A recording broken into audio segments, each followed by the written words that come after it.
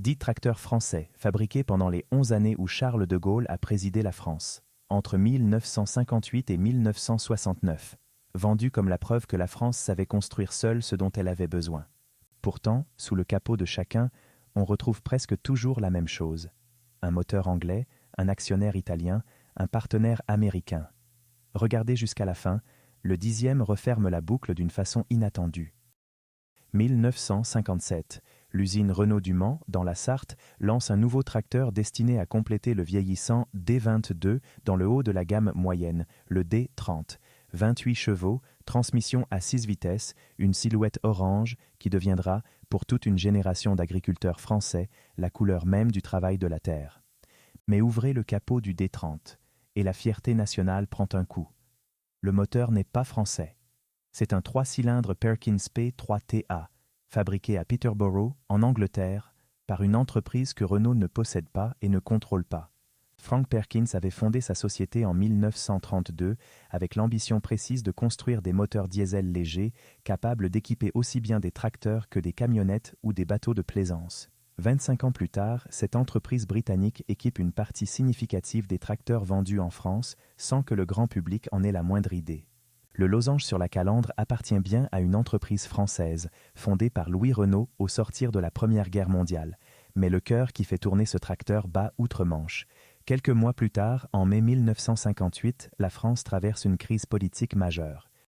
L'armée menace de prendre le pouvoir en Algérie, la 4e République s'effondre et le général Charles de Gaulle revient aux affaires après 12 ans de retraite volontaire. En décembre, il est élu président de la toute nouvelle 5e République. Le pays qu'il dirige désormais promet de retrouver son indépendance, sa grandeur, son autosuffisance industrielle. Le D30 Renault, avec son moteur anglais tournant sous le capot, continue tranquillement de labourer les champs français comme si de rien n'était. Pour mesurer le chemin parcouru depuis, il suffit de comparer les chiffres. Les 28 chevaux du D30 semblent dérisoires face aux tracteurs modernes qui dépassent aisément les 200 chevaux, équipés de systèmes de guidage par satellite capables de tracer un sillon droit au centimètre près. Mais en 1957, un tracteur capable de remplacer 6 chevaux de trait et 2 ou 3 ouvriers agricoles représentait déjà une révolution complète du travail de la terre, moteur anglais ou pas. Renault, faut-il le rappeler, ne fabrique des tracteurs que depuis 1918, année où l'entreprise, forte de son expérience dans les chars d'assaut développés pendant la Première Guerre mondiale, a transposé cette même technologie de chenille vers un usage agricole.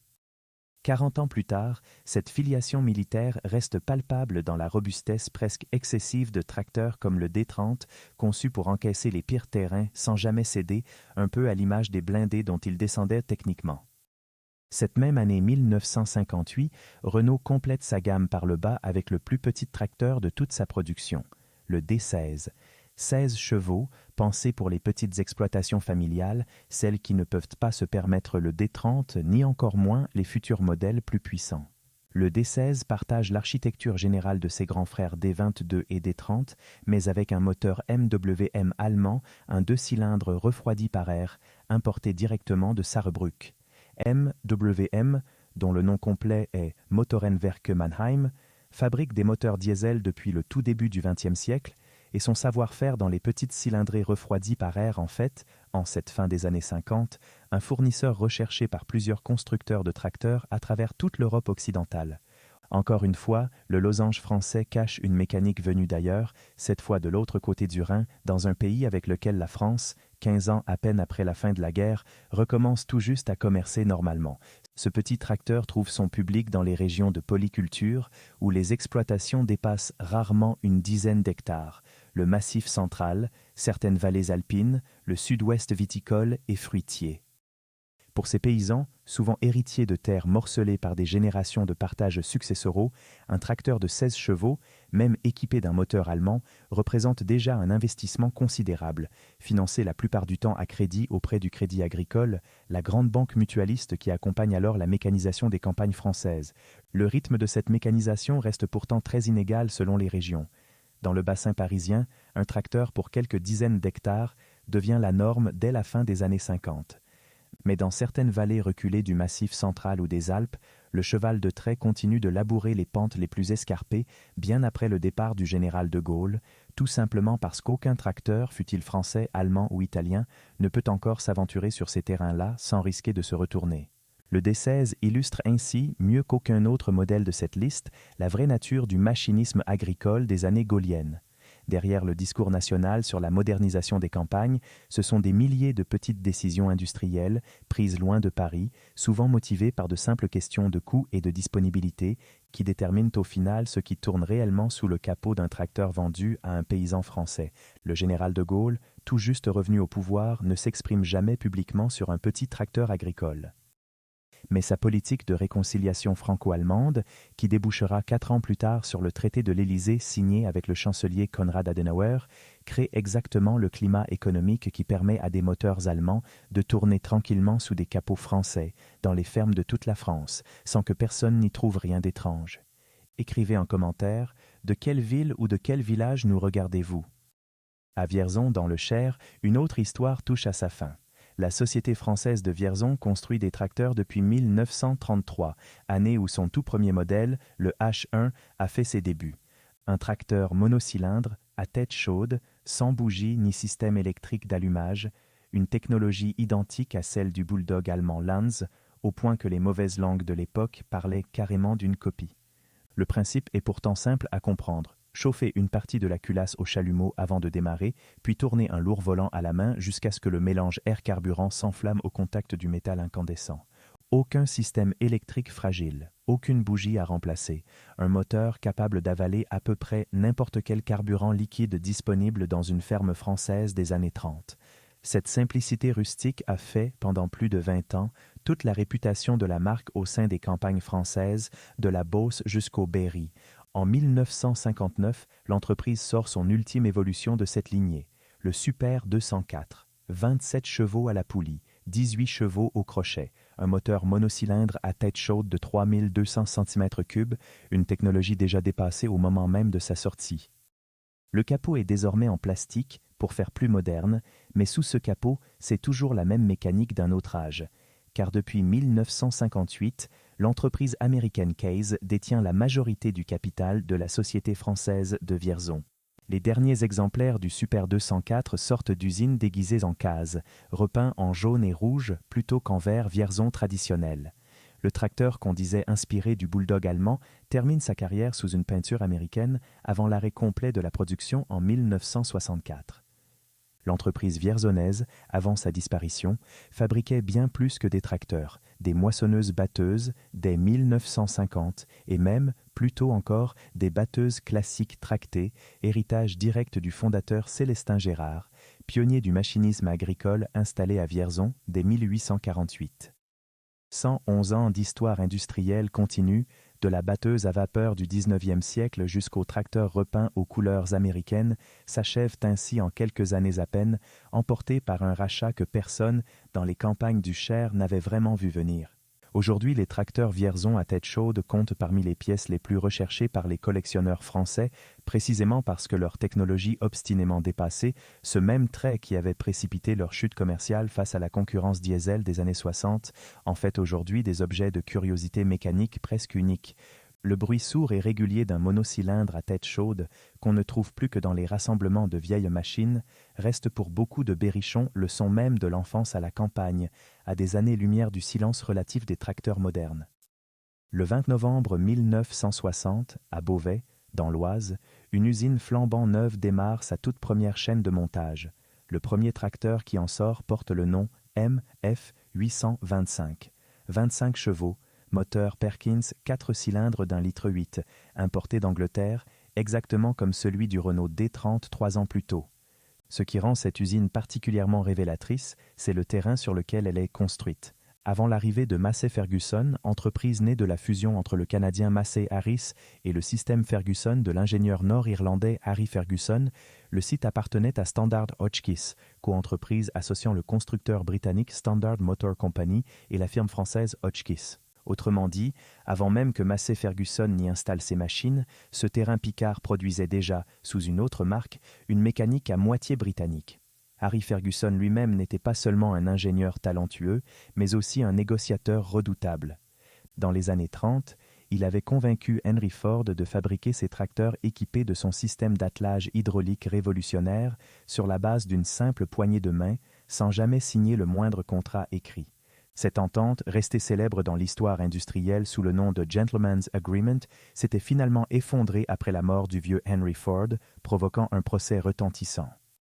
Ferguson avait ensuite fusionné son entreprise avec Massey Harris en 1953, créant le géant Massey Ferguson, qui, 7 ans plus tard, choisit la France pour y bâtir l'une de ses plus grandes usines européennes.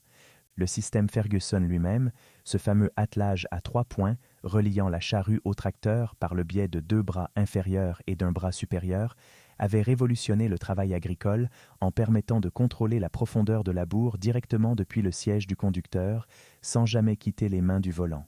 Ce dispositif, breveté dans les années 20, équipe encore aujourd'hui la quasi-totalité des tracteurs vendus dans le monde, sous une forme à peine modifiée. Chaque MF 825 sorti de Beauvais emportait donc, gravé dans son architecture mécanique, la signature d'un inventeur né à Belfast et mort bien avant que sa propre usine française ne voie le jour. Dès sa première année complète, l'usine sort près de 20 000 tracteurs. 80% partent à l'exportation vers plus de 70 pays. Techniquement, chacun de ces tracteurs est fabriqué en France par des ouvriers français sur un sol français. Mais aucun n'est, à proprement parler, un tracteur français. Ni le nom sur le capot, ni le moteur qui tourne dessous, ni le capital qui a financé l'usine ne viennent de France. Ce paradoxe n'échappe pourtant pas complètement aux autorités françaises de l'époque. Le gouvernement gaulliste, tout en encourageant officiellement le patriotisme économique, accueille sans réticence particulière l'installation de cette usine étrangère, tant elle crée des emplois industriels bienvenus dans une région picarde encore largement rurale. Beauvais passe ainsi, en quelques années à peine, du statut de sous-préfecture agricole tranquille à celui de site industriel majeur, employant plusieurs milliers de personnes venues parfois de très loin pour travailler sur ces chaînes de montage flambant neuves. 60 ans plus tard, cette même usine picarde tourne toujours, devenue entre-temps le plus grand site de fabrication de tracteurs Massey Ferguson d'Europe et le premier producteur et exportateur de matériel agricole de tout le territoire français. Un comble pour un site qui, à sa naissance, ne devait rien à la France, si ce n'est ses ouvriers et le sol picard sur lequel ses bâtiments avaient été coulés. À Vendeuvre-en-Poix, puis à Dieppe, en Normandie, une autre grande maison du machinisme agricole français atteint son apogée. L'histoire de cette entreprise remonte à 1847, quand 2 industriels normands, messieurs Protte et Gigot, unirent leurs enfants par le mariage et leurs affaires par une association commerciale, posant ainsi les fondations d'une aventure industrielle qui allait durer plus d'1 siècle. Vendeuvre est alors le 2e constructeur de tracteurs en France, juste derrière Renault, avec plus de 600 concessionnaires répartis dans tout le pays, ses colonies et à l'étranger.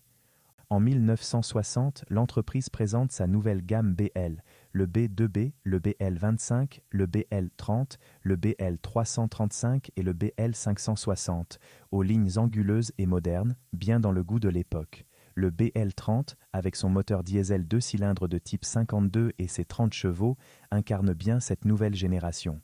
Mais la même année, le 12 septembre 1960 exactement, un communiqué change tout. Vendeuvre annonce une association complète avec l'entreprise américaine Allis-Chalmers.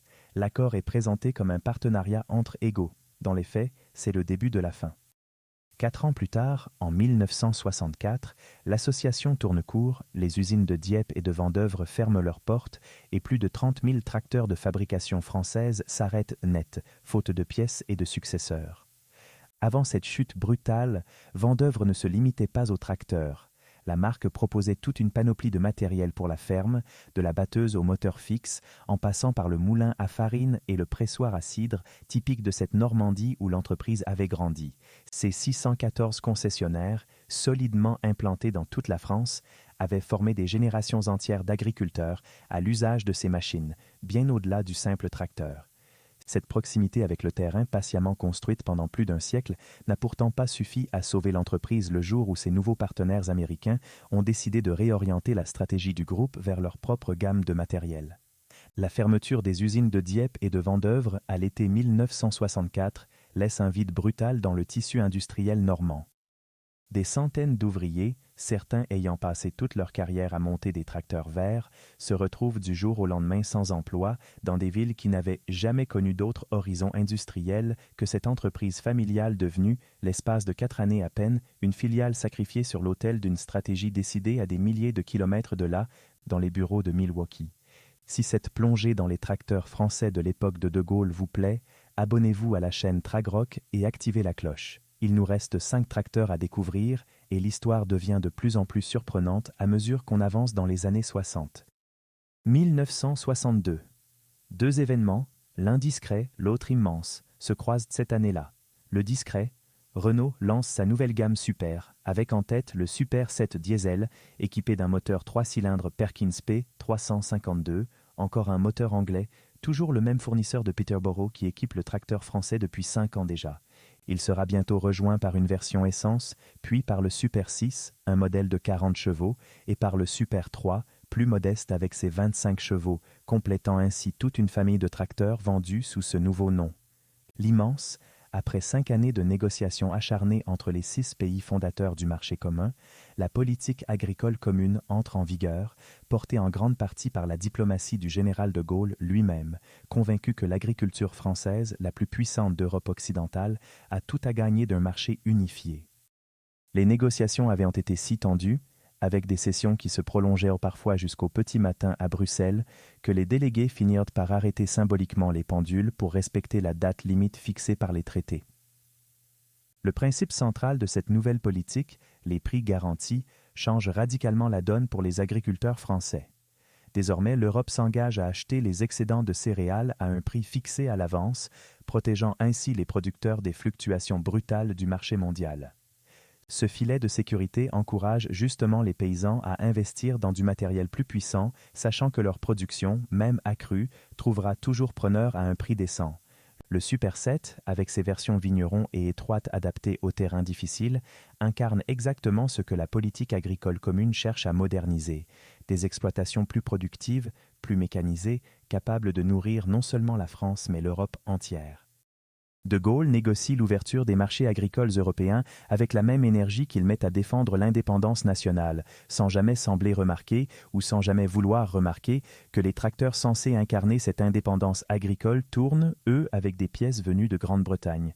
Il faut dire que la Grande-Bretagne, à cette même époque, se voit refuser par 2 fois l'entrée dans le marché commun, précisément à cause du veto du général de Gaulle, qui juge le pays trop attaché aux États-Unis et pas assez européen dans l'âme. Ironie de l'histoire, pendant que de Gaulle ferme la porte politique aux Britanniques, les moteurs Perkins, eux, continuent d'entrer en France sans la moindre entrave douanière significative, glissés sous le capot de milliers de tracteurs vendus chaque année sous la bannière du losange. La gamme Super, dans son ensemble, marque aussi un tournant esthétique pour Renault. Les lignes s'arrondissent, la cabine devient plus accessible, la peinture orange se fait plus lumineuse. Ce sont ces mêmes tracteurs, immortalisés sur des cartes postales et des calendriers de coopératives agricoles qui façonneront durablement l'image que les Français garderont du machinisme agricole des années 60, bien après que les détails techniques de leur motorisation soient tombés dans l'oubli collectif. Pendant ce temps, à Nanterre, dans les Hauts-de-Seine, une autre histoire touche à son terme. Someka, la société de mécanique de la Seine, a été fondée en 1952 par Simca, qui reprenait alors la branche agricole en faillite de la manufacture d'armes de Paris. Depuis 1934 déjà, l'ancêtre de Simca, une société nommée Safaf, importait et assemblait sous licence des automobiles et des tracteurs italiens Fiat, ainsi que des tracteurs autrichiens Steyr. C'est d'ailleurs cette même Safaf qui, en se transformant, donnera naissance à Simca elle-même, entreprise fondée par Henri Théodore Pigozzi, un marchand de charbon italien installé en France dès la fin des années 20. Pigozzi avait racheté une ancienne usine automobile donnée à Nanterre pour y produire des Fiat sous licence avant de comprendre que le marché français attendait autre chose qu'une simple copie italienne repeinte. Cette intuition commerciale, qui avait fait le succès de Simca dans l'automobile, se retrouve à l'identique dans l'aventure Someka, comprendre que les agriculteurs français achèteront plus volontiers un tracteur portant un nom français, même si tout, à l'intérieur, vient de Turin. En 1963, Someka lance le Super Somme 40, ultime évolution d'un tracteur apparu en 1957 et considéré, à l'époque, comme l'un des plus gros jamais construits pour le marché agricole français. Moteur diesel Fiat OM à injection directe, 4165 cm3. Jusqu'en 1960, plus de 40 000 tracteurs Someca sur base Fiat sont déjà sortis des chaînes de Nanterre, un chiffre considérable qui place l'entreprise parmi les tout premiers constructeurs du pays aux côtés de Renault et de Vendeuvre. Mais en 1965, à peine un an après le lancement du Super SOM 40, Fiat impose sa nouvelle gamme Diamante à l'ensemble de ses filiales européennes. Someca cesse alors purement et simplement de concevoir ses propres tracteurs. À partir de cette date, l'entreprise française ne fera plus que fabriquer, sous licence, des modèles entièrement conçus à Turin. L'exception française s'achève et Someca devient ce qu'elle a peut-être toujours été en réalité, une filiale italienne parlant français. Malgré cela, ou peut-être justement à cause de cela, la marque Someca a conservé, dans la mémoire collective des campagnes françaises, une aura presque aussi forte que Renault.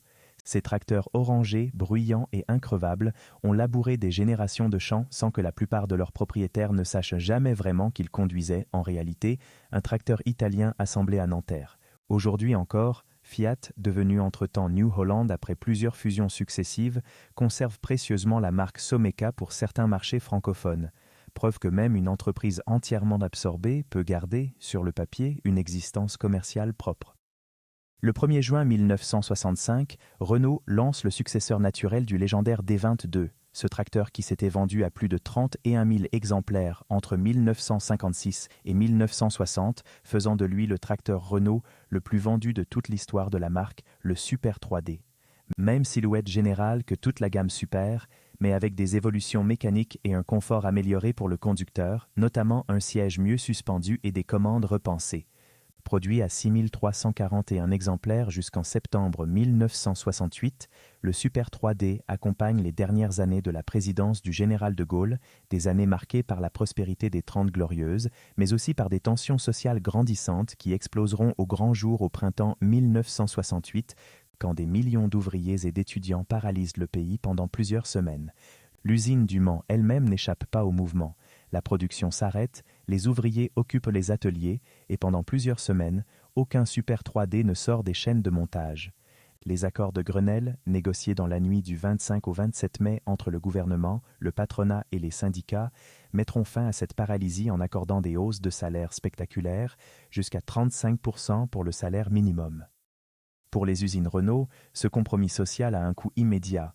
Le prix de revient de chaque tracteur augmente, tandis que les mois de production perdus creusent un trou dans le carnet de commandes qui ne se comble que lentement, à l'automne, une fois le calme revenu dans les campagnes comme dans les villes.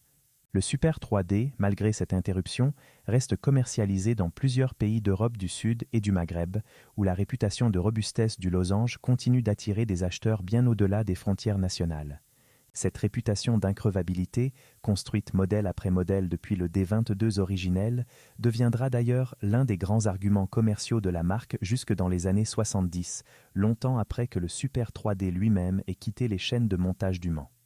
Aujourd'hui encore, des passionnés à travers toute la France restaurent patiemment ces Super 3D retrouvés dans des granges ou des hangars de famille, comme celui d'André Bouguillon dans le Finistère, dont le grand-père en avait acheté un en 1968, quelques mois avant que tout ne bascule. Sa petite-fille Fanny, aujourd'hui âgée de 26 ans, conduit encore régulièrement ce tracteur familial lors des rassemblements organisés par l'amicale locale pour la restauration du patrimoine mécanique de sa presqu'île natale. Ces tracteurs orange, rescapés d'un demi-siècle d'histoire agricole, restent l'un des symboles les plus tangibles de cette époque en France, bien plus présent dans la mémoire collective que le nom même de leur fournisseur de moteurs britanniques. Et nous voici au terme de ce classement, à la toute fin des années 60, exactement au moment où le pouvoir du général de Gaulle touche lui aussi à sa fin. En 1968, Renault lance une toute nouvelle génération de tracteurs aux lignes anguleuses et puissantes, les modèles 92, 94, 96 et surtout le 98, le premier tracteur français à dépasser les 100 chevaux, doté d'une direction hydrostatique jusque-là réservée aux plus grosses machines étrangères. Sur le papier, c'est enfin le triomphe complet de la technologie française. Mais cette même année 1968, un accord est signé avec l'américain Alice Chalmers. Renault va désormais fournir des tracteurs basés sur son propre modèle 56, pour qu'Allis-Chalmers les revende aux États-Unis sous sa propre marque. 6193 tracteurs français partiront ainsi vers l'Amérique entre 1969 et 1973, dont 2395 rien que pour la première année. Et sur les versions les plus puissantes de cette nouvelle gamme, à commencer par le 496 à 4 roues motrices, Renault introduit pour la première fois des composants signés ZF, la Zahnradfabrik de Friedrichshafen, le fabricant ouest-allemand de boîtes de vitesse et de ponts avant fondé quelques décennies plus tôt par le comte Ferdinand von Zeppelin, le même homme qui avait donné son nom au célèbre dirigeable. Avril 1969, le général de Gaulle, désavoué lors d'un référendum sur la régionalisation et la réforme du Sénat, démissionne de la présidence de la République dès le lendemain du scrutin. Il se retire à Colombey-les-Deux-Églises et ne reparaîtra plus jamais sur la scène publique, mourant l'année suivante dans une relative discrétion. Cette même année 1969, le dernier grand constructeur français de tracteurs encore indépendant, celui-là même qui avait résisté à Case, à Allis-Chalmers, à Fiat, commence discrètement à vendre sa production sous étiquette américaine et à monter des pièces allemandes. La boucle est bouclée. 10 tracteurs, 11 ans, un pays qui rêvait d'indépendance industrielle et qui, sous le capot de chacune de ses machines les plus emblématiques, dépendait déjà du reste du monde. Il y a un dernier épilogue, presque trop parfait pour être honnête. Renault continuera à fabriquer des tracteurs, sous son propre nom, pendant encore près de 40 ans après le départ du général de Gaulle. Mais en 2003, l'entreprise allemande Claas, spécialiste des moissonneuses-batteuses fondée à Harswinkel, en Rhénanie du Nord-Westphalie, prend une participation majoritaire dans Renault Agriculture. 5 ans plus tard, en 2008, Claas rachète la totalité du capital et la marque Renault disparaît définitivement des tracteurs neufs, remplacée par le losange vert de la firme allemande. La branche agricole du constructeur né avec Louis Renault, celle-là même qui avait résisté à toutes les tentations étrangères pendant plus d'un demi-siècle, finit malgré tout par devenir allemande, exactement au moment où plus personne, en France, ne s'en souciait vraiment. L'usine du Mans, elle, continue de fonctionner aujourd'hui encore sous les couleurs de Claas, produisant des tracteurs pour toute l'Europe. Le savoir-faire des ouvriers manceaux, transmis de génération en génération depuis les débuts de la marque aux losanges, n'a donc pas disparu. Il a simplement changé de propriétaire, comme presque tout ce que ce classement vous a raconté depuis le début. Quel est, parmi ces 10 tracteurs, celui qui vous a le plus surpris? Et connaissez-vous un tracteur de famille qui mériterait tout un épisode à lui seul? Dites-le en commentaire, et si cette histoire vous a plu, abonnez-vous à la chaîne Tragrock et activez la cloche pour ne rien manquer du prochain épisode. 10 tracteurs, 11 ans, un seul général à la tête du pays, et pourtant presque aucune de ces machines n'était aussi française qu'elle en avait l'air.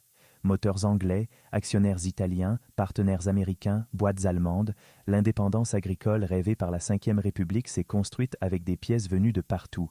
Merci d'être resté jusqu'au bout. Abonnez-vous à Tragrock pour d'autres histoires sur les machines qui ont vraiment labouré nos campagnes.